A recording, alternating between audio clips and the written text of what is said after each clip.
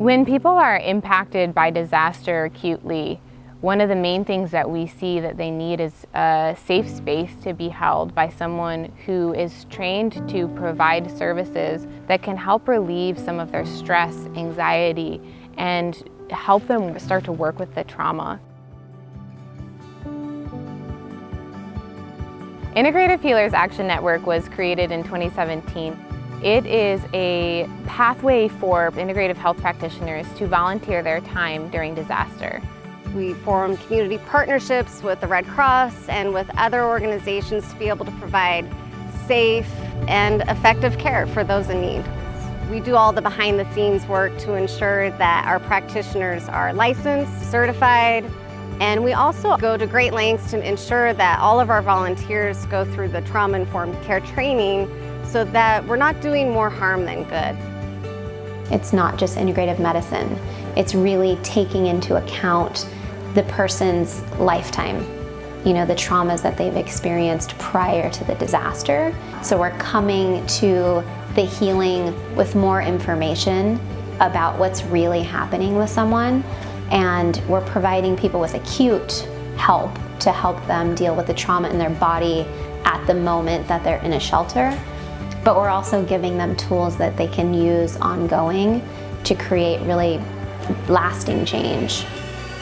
I hate that feeling in an emergency where you've got all this adrenaline and cortisol and all these strong feelings, and then you're just sitting watching the news. I've always wanted to put that energy into something productive and useful. My skills were put to a good use working with the first responders. They'd come in off the line and be really sore, and knowing that they're going to have to go out there the next day after that, and the next day after that really motivated me to do a good job helping them physically relax and mostly be able to sleep that night. That was pretty rewarding.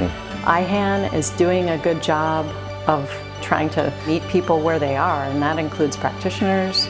It includes trying to be with people in a non-hierarchical way, and it's just so important for this trauma work.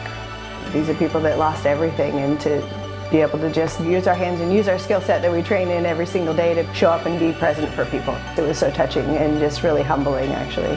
When these disasters happen, it really impacts the entire community. But when everybody comes in and steps in with what they offer, I think that's when the healing happens.